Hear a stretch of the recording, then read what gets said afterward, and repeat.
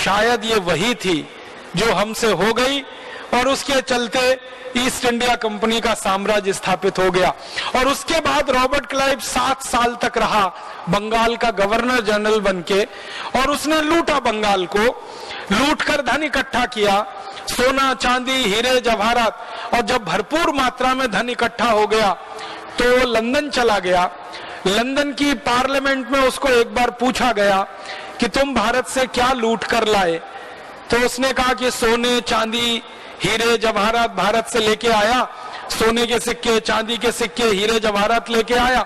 तो उसको पूछा गया कितना लेके आए, तो रॉबर्ट क्लाइव ने जवाब दिया कि मैंने गिना तो नहीं है लेकिन अंदाज बता सकता हूं। और वो अंदाज क्या है, तो वो कहने लगा कि भारत से सोने के सिक्के चांदी के सिक्के हीरे जवाहरात लाने के लिए मुझे पानी के 900 जहाज किराए पर लेने पड़े, इतना धन और संपत्ति मैं भारत से लेके आया। फिर उसको पूछा गया कि ये जहाज कितना बड़ा, तो वो कहता है कि एक जहाज में कम से कम 60 से 70 मीट्रिक टन सोने के सिक्के आ सके, इतना बड़ा। तो 60 से 70 मीट्रिक टन, 1 मीट्रिक टन में 1000 किलोग्राम होते हैं, तो 60 से 70 हजार किलोग्राम सोना आए, इतना बड़ा एक जहाज, और ऐसे 900 जहाज भर के वो यहां से ले गया। तो आप कल्पना करिए कितना लूटा भारत को। और ये रॉबर्ट क्लाइव अकेला लुटेरा नहीं था भारत को लूटने वाला। रॉबर्ट क्लाइव आया, लूट कर चला गया, उसके बाद वॉरेन हेस्टिंग्स आया, वो लूट कर चला गया। फिर उसके बाद हमारे देश में 84 अंग्रेजों के गवर्नर जनरल आए, Robert Clive, Warren Hastings, Canning, Curzon, Linlithgow और विलियम वेंटिंग, डलहौजी, और अंतिम गवर्नर जनरल जो उनका, जिसको हम माउंटबेटन कहते हैं, तो रॉबर्ट क्लाइव से लेकर माउंटबेटन तक 84 गवर्नर जनरल आए और सबने लूटा है इस भारत को, किसी ने छोड़ा नहीं है। अंतर इतना है कि रॉबर्ट क्लाइव ने कुछ ज्यादा लूटा, दूसरे उतना नहीं लूट पाए, लेकिन लूटते ही रहे हैं और ये लूट का धन इंग्लैंड ले जाते रहे हैं।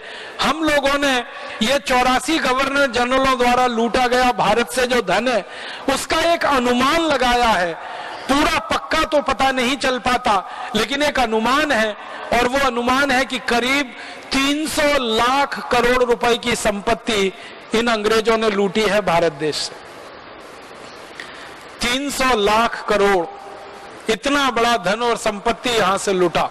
एक छोटी सी भूल हुई जहांगीर से, उसने अंग्रेजी कंपनी को व्यापार करने का लाइसेंस दिया। दूसरी भूल हमसे हुई कि रॉबर्ट क्लाइव जैसे अंग्रेज को हमने पत्थरों से मार नहीं डाला, बल्कि उसके जुलूस का तालियां बजाकर स्वागत किया। और ये दो भूलें इतनी भारी पड़ गई पूरे देश को कि अंग्रेजों का साम्राज्य 250 वर्षों तक चल पड़ा। आपके मन में और एक प्रश्न आएगा कि क्या इसके अलावा और भी कुछ भूलें हुई हमसे? हाँ हुई।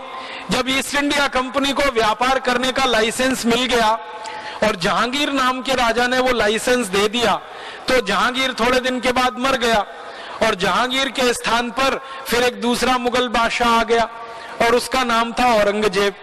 औरंगजेब ने जब सत्ता संभाली इस देश में, तो अंग्रेजों के साथ उसका जबरदस्त युद्ध हुआ और सन 1688 में औरंगजेब ने पूरी ईस्ट इंडिया कंपनी की सेना को पराजित कर दिया और ईस्ट इंडिया कंपनी पूरी तरह से हार गई और औरंगजेब की शरणागति उन्होंने स्वीकार की और ईस्ट इंडिया कंपनी के अधिकांश सैनिकों को औरंगजेब ने मार डाला युद्ध में। औरंगजेब के बारे में आप सभी जानते हैं, थोड़ा क्रूर था, निष्ठुर था, लेकिन बहुत बहादुर भी था। मारा उसने अंग्रेजों को और गाजर मूली की तरह से काट दिया 1688 में। अंग्रेजों की सेना पूरी तरह से परास्त हुई तो औरंगजेब के पास वो अंग्रेजों के अधिकारी गए और माफी मांगी औरंगजेब से और कहा कि हमको आप माफ कर दीजिए, हम दोबारा कभी आपके ऊपर हमला नहीं करेंगे, बस हमको भारत में रहने की परमिशन फिर से दे दीजिए। औरंगजेब के पहले जहांगीर ने लाइसेंस दिया और औरंगजेब ने उस लाइसेंस को मना कर दिया कि मैं इसको नहीं मानता, जहांगीर से गलती हुई, वो गलती मैं नहीं दोहरा सकता। और मैं अंग्रेजों की कंपनी का लाइसेंस निरस्त करूंगा और आपको मार के वापस इंग्लैंड भेज दूंगा। तो अंग्रेज घबरा गए, परेशान हो गए, औरंगजेब के सामने गए, चरणों में गिर गए, रोने लगे, पीटने लगे छाती उसके सामने। थोड़ी देर में औरंगजेब द्रवित हो गया और उसने कहा अच्छा जाओ, तुम्हें माफ किया, और ईस्ट इंडिया कंपनी को फिर से